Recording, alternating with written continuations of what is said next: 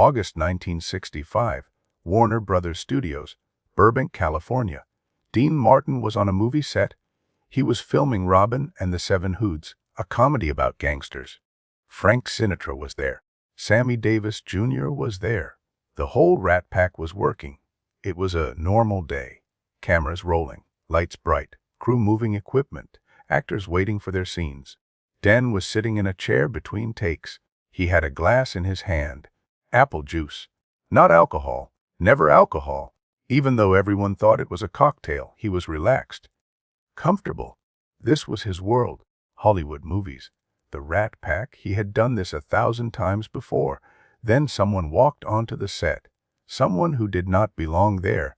Someone nobody had invited. Someone loud. Someone confident. Someone impossible to ignore. Muhammad Ali, the heavyweight boxing champion of the world. 23 years old, at the peak of his power, at the peak of his confidence. He walked onto that movie set like he owned it. Everyone stopped. The crew stopped moving. The camera stopped rolling. Frank looked up. Sammy looked up. Dean looked up. Ali was wearing a suit, looking sharp, smiling that famous smile. He was visiting Hollywood, meeting celebrities, showing everyone he was the greatest, and he was about to challenge Dan Martin to a boxing match in front of 50 people, in front of the whole Rat Pack. And Dean Martin was about to say 3 words, 3 simple words, words that would make Muhammad Ali laugh so hard he could not breathe, words that would make the whole set explode in laughter, words that would start a friendship that lasted for the rest of both their lives. Nobody knew what Dean said that day. The story stayed mostly private, just whispers, just legends, until the people who were there got old enough to decide the story was too good to keep secret any longer. Hollywood in the summer of 1965 was a place running on its own particular energy. The studio system that had defined the industry for 30 years was changing rapidly. Independent productions were rising. The old contracts were dissolving, but Warner Brothers Studios in Burbank still operated with the weight and rhythm of the classic era. The sets were enormous. The crews were veteran professionals. The machinery of movie making moved with a precision that had been refined over many decades of continuous work. Robin and the Seven Hoods was not a typical production. It brought together the core of the Rat Pack in a project that was as much a social event as it was a film. Frank Sinatra was the center of it.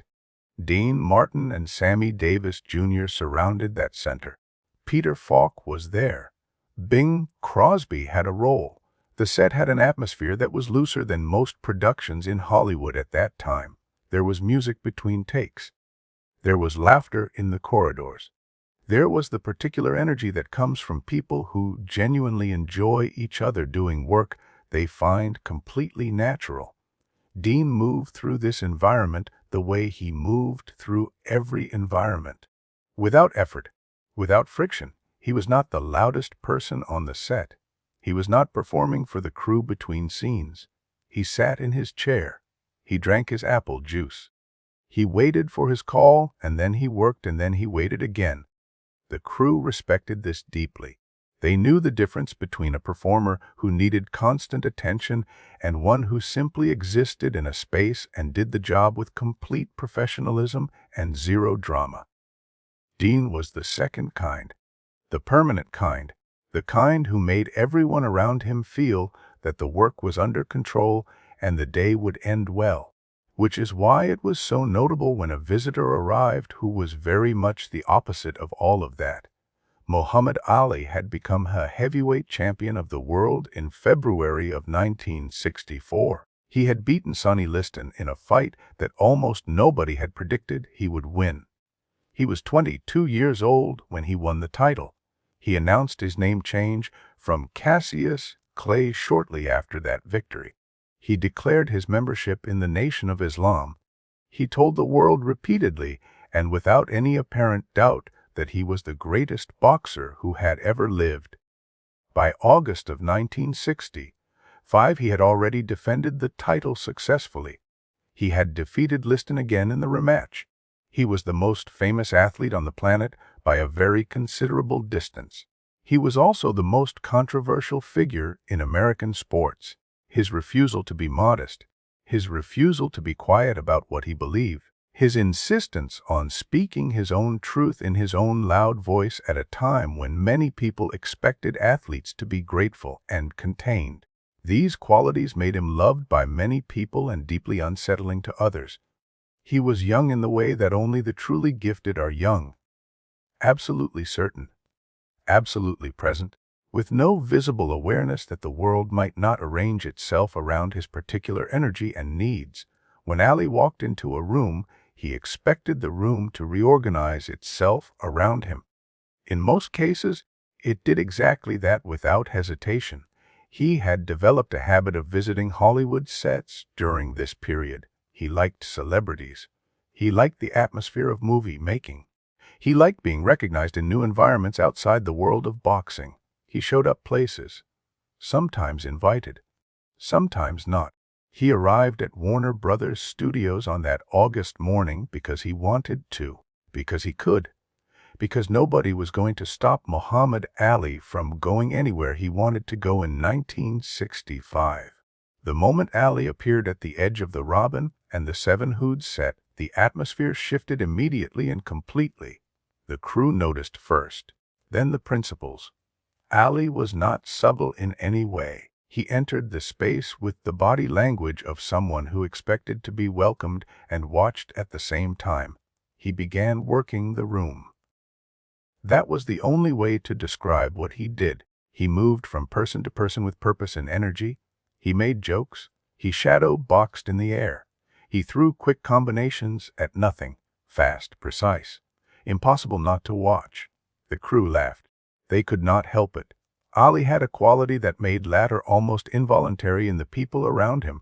He walked up to Frank Sinatra. Frank had his own considerable presence, his own long history of filling rooms simply by standing in them. The two of them exchanged a few words. Frank smiled the smile he used when he was genuinely amused rather than performing amusement. Ali moved on. He found Sammy Davis Junior. Sammy was completely delighted by the whole situation. He laughed and clapped and matched Ali's energy with his own considerable energy. They had a brief animated exchange that drew a small audience from the nearby crew. Ali moved on again. He was scanning the set carefully, looking for the next encounter, looking for the next person to engage and test. And then he saw Dean Martin, sitting in his chair, completely still, glass of apple juice in his hand. Not watching Ali, not waiting for Ali, simply existing in the way Dean existed, as if the room around him was a pleasant backdrop to whatever private world he carried with him at all times. This stillness was the thing that caught Ali's full attention. Everyone else had responded when Ali entered the space. Dean had not responded at all. For Ali, at 23 years old and the most famous athlete in the world, a person who did not respond to his presence was a puzzle that absolutely needed solving right away. He started walking toward Dean's chair. People who heard about what happened when Ali approached Dean's chair constructed their explanations over the years that followed. The story circulated in Hollywood circles for decades before any of it became properly public. 8 theories emerged about what had been said and why it had mattered and what the real nature of the encounter had been. All 8 were wrong. The first theory held that Dean had simply ignored Ali, that he had looked at the young champion and turned away without engaging, that the whole interaction had been a dismissal rather than a genuine exchange between two people. This theory was wrong. Dean had engaged fully, had looked at Ali directly and responded with complete attention. The second theory suggested that Frank Sinatra had intervened, that Frank had stepped between Ali and Dean and redirected the situation before it could fully develop, that the famous moment was actually a Frank moment with Dean as background. This theory was wrong. Frank had watched the entire thing from a comfortable distance without moving at all. The third theory proposed that Sammy Davis Junior had coached Dean in advance, That Sammy, somehow knowing Ali was visiting that morning, had told Dean exactly what to say, that the three words were carefully prepared rather than genuinely spontaneous. This theory was wrong. Nobody on that set had any knowledge that Ali was coming that morning.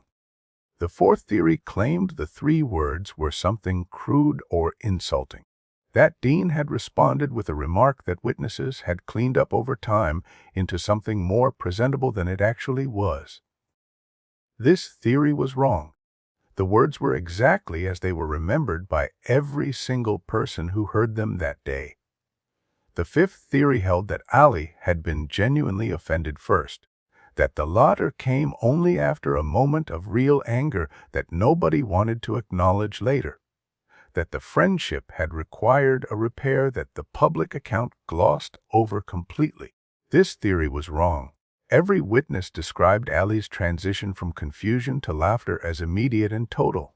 There was no anger at all. There was no offense.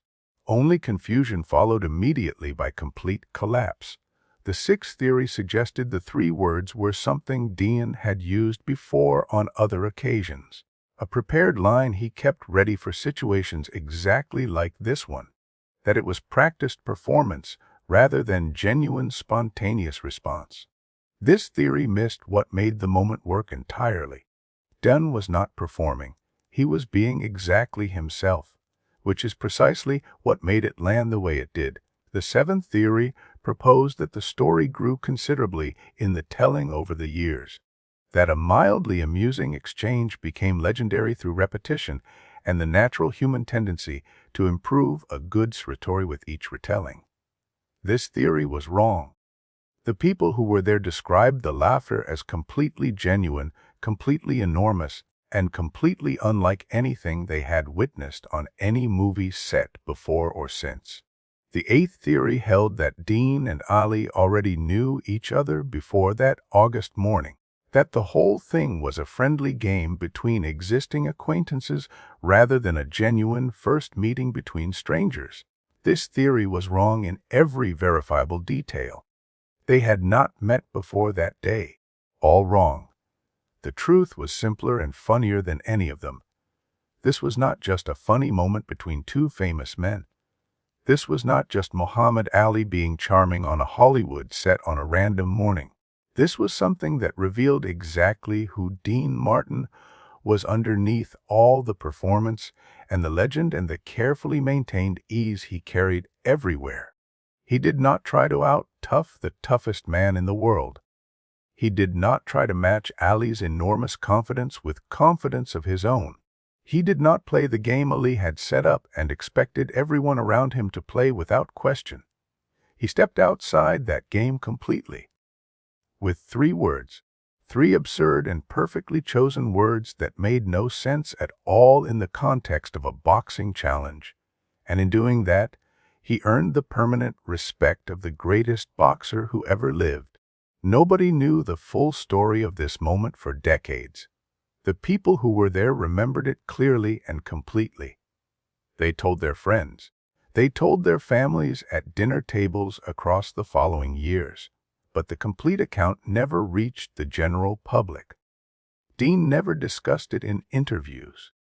Ali mentioned it once or twice over the years without ever providing the specific details that mattered. We are trying to reach 700 subscribers to keep these stories alive. We are at 300 right now. If stories like this matter to you, subscribe now. There is an entire Dean Martin playlist waiting for you. The witnesses who were present on that August morning in 1965 gave accounts over the following decades that described the same essential event with remarkable consistency. A camera assistant who had been working on the production that day was interviewed in 1998. He said he had been standing about 15 feet away when Ali began walking toward Dean's chair. He described the set going quiet in stages as people noticed what was happening and stopped what they were doing to watch.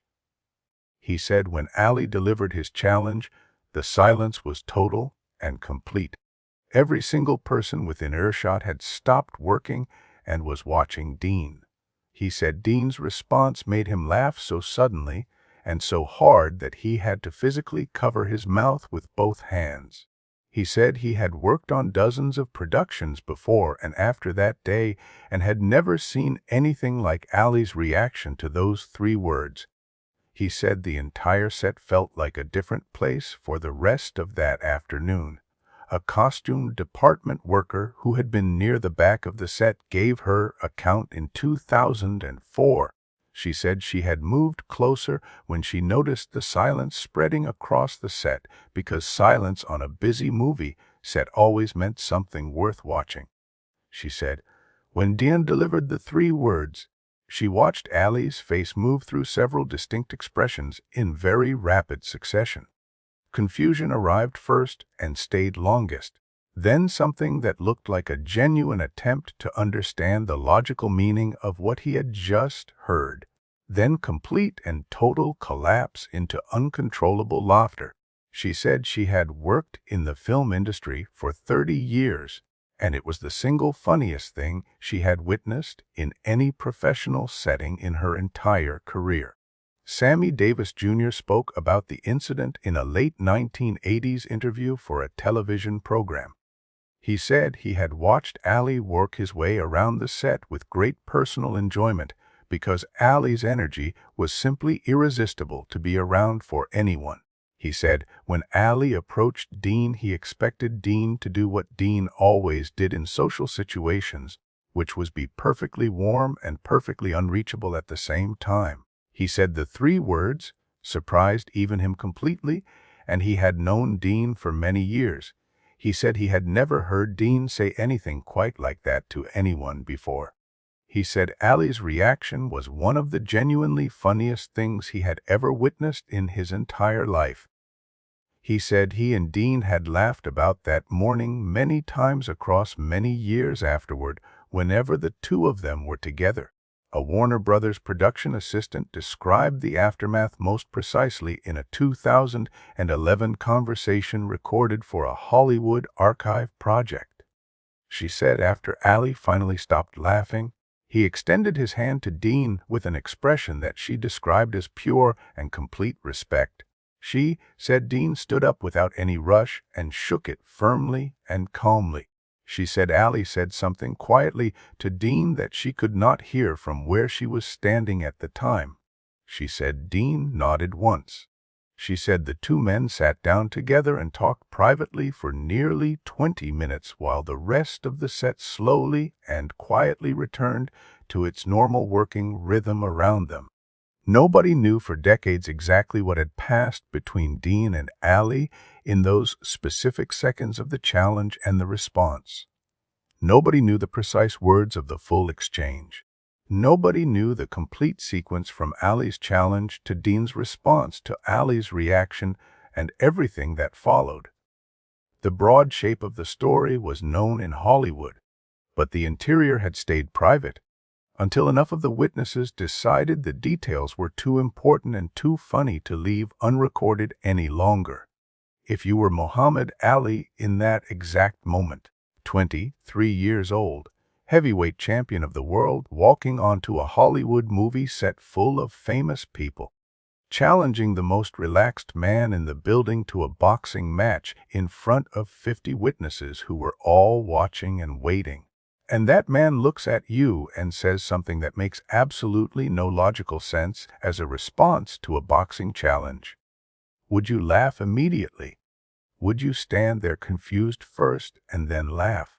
Ali did both, in that exact order, and 50 people on that set watched every single second of it happen from beginning to end. If you want to know the exact 3 words that made the greatest boxer in the world double over with genuine, uncontrollable laughter, subscribe now. The reveal is here right now. Ali walked up to Dean's chair and stood directly in front of it. Dean looked up slowly, no urgency in the movement, no concern in his face. Just mild and comfortable interest. The kind of look a man gives a pleasant but not particularly urgent situation. Ali smiled the big smile. He pointed at Dean with one finger. He said the words he had been building towards since he walked through the door of that studio. Dean Martin. I could knock you out in one round." The set went completely silent. 50 people froze where they stood. Frank stopped talking mid-sentence. Sammy stopped laughing. The crew stopped moving entirely. Everyone was looking at Dean, waiting. The whole set balanced on whatever Dean Martin was going to do next. Ollie stood there with total and absolute confidence. He was sure Dean would laugh it off politely. He was sure Dean would make some pleasant joke that redirected the moment away from confrontation. He was sure Dean would do what everyone did when faced with the full force of Muhammad Ali, which was find a comfortable and dignified way to step back from the challenge without losing too much face. Dean looked at Ali. He did not stand up. He did not put down his glass. He just looked at the young champion with that calm and completely steady gaze that meant nothing was going to move him from where he was. Then Dean spoke 3 words. Just 3 words, simple words. Words that immediately made no sense whatsoever in the context of what Ali had just said. Dean said, "Not before lunch." Silence. Total silence. Nobody moved. Nobody made a sound. Ali stared at Dean. The big confident smile froze completely on his face. He was trying to understand what he had just heard. Not before lunch. Was Dean saying yes to the boxing match but scheduling it for after the lunch break? Was Dean saying he needed to eat first before a knockout could properly take place? Was Dean treating the entire challenge as a simple matter of calendar management and timing? Ali stood there working through the logic of it carefully. There was no logic to find. The gap between a serious boxing challenge and a casual response about lunch scheduling was so enormous and so perfectly constructed that Ali could not bridge it with any rational thought available to him. And then the absurdity reached him all at once. The complete and total absurdity of responding to the heavyweight champion of the world as if he were a meeting request that needed the right time slot in a busy afternoon schedule. Ali started laughing. Not a polite and controlled laugh. Not a small laugh that acknowledged something mildly amusing. A laugh from deep in his chest that bent him forward at the waist without any warning. He put both hands on his knees. He could not straighten up. He could not stop. He tried to speak and could not produce any words at all. He was laughing too hard for speech to function. The set erupted around him. Frank was laughing. Sammy was laughing. The crew was laughing. Every single person in that space without exception. The laughter spread outward from Ali like a wave moving fast across open water. Ali finally managed to straighten up after a long moment, still laughing. Still unable to fully stop.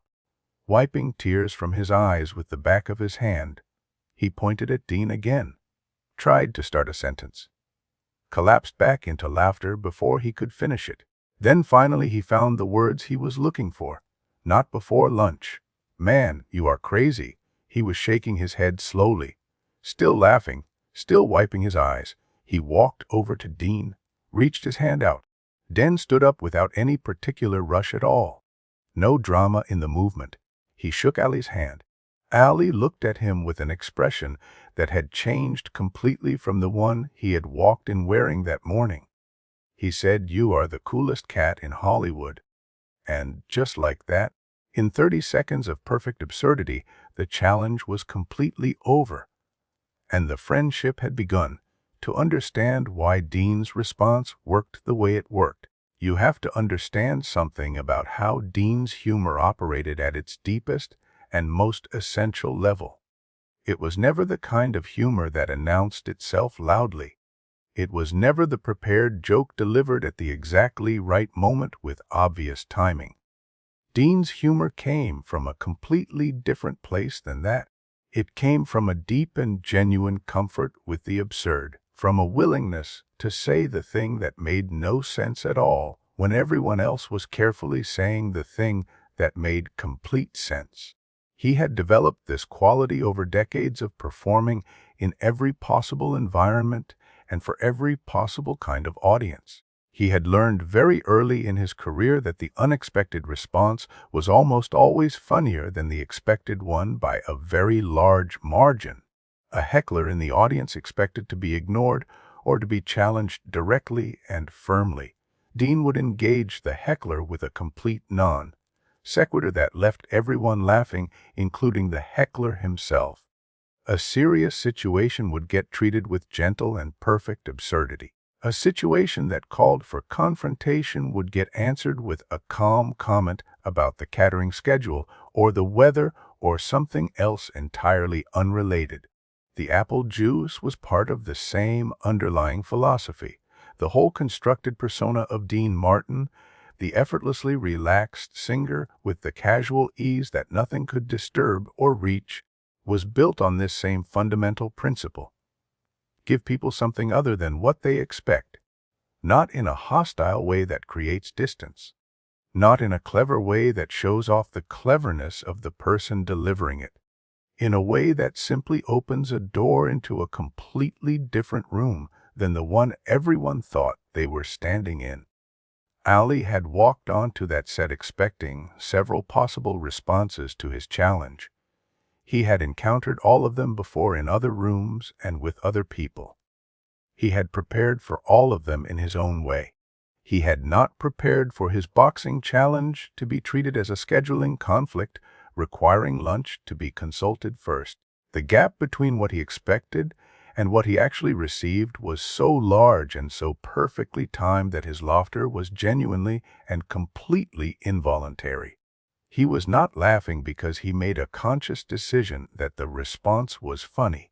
He was laughing because his body responded before his mind could intervene in any meaningful way. Muhammad Ali had a complicated relationship with Hollywood throughout the 1960s. He was the most famous athlete in the world, but he was also a deeply polarizing figure in American culture at that particular moment in history.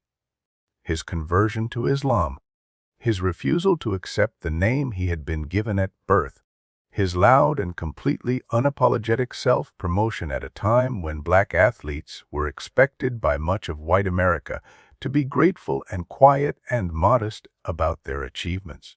These qualities made him beloved by many people and deeply unwelcome in certain rooms and certain conversations. Hollywood as an institution was not always comfortable with Ali during this period of American life. Some producers maintained careful and deliberate distance. Some of the older generation of entertainers were genuinely uncertain about how to engage naturally with his energy and his politics.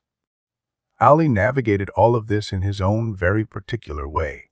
He used his charm, he used his humor, he used his physical presence and his extraordinary ability to fill any room he entered. He tested people constantly to find out who was real and who was performing a comfort they did not actually feel inside. The visits to movie sets were part of this ongoing testing process. He wanted to see who relaxed naturally around him and who stiffened invisibly. He wanted to see who laughed with genuine feeling and who laughed with careful and measured calculation. Dean Martin had been doing none of either when Ali arrived on the set that morning. Dean had simply been sitting in his chair drinking apple juice and existing comfortably in his own private space, which told Ali something important before any words were exchanged at all. And then Dean said 3 words that completed the picture. Not before lunch was not just funny in the way that a good joke is funny. It was honest in the way that a completely unguarded moment is honest. It was a man responding exactly as himself with no calculation and no performance and no awareness that any particular response was even required from him. Ali recognized this quality immediately and completely. It was precisely what he had been looking for on every Hollywood set he had ever visited. The friendship between Dean Martin and Muhammad Ali that began on that August morning lasted for the rest of both their lives. They did not exist in the same daily world. Their lives ran on entirely different tracks through entirely different landscapes. But when they found themselves in the same city, they found each other. When Dean was in Las Vegas and Ali was in town for a fight, they had dinner together without needing to plan it far in advance. When Ali was in Los Angeles for any reason, He would visit whatever set Dean was working on at the time. They were photographed together several times across the following decades in various settings. In each photograph, Ali is looking at Dean with a particular and distinctive expression, the expression of a man who has found something genuinely rare in his world and knows exactly what he is looking at.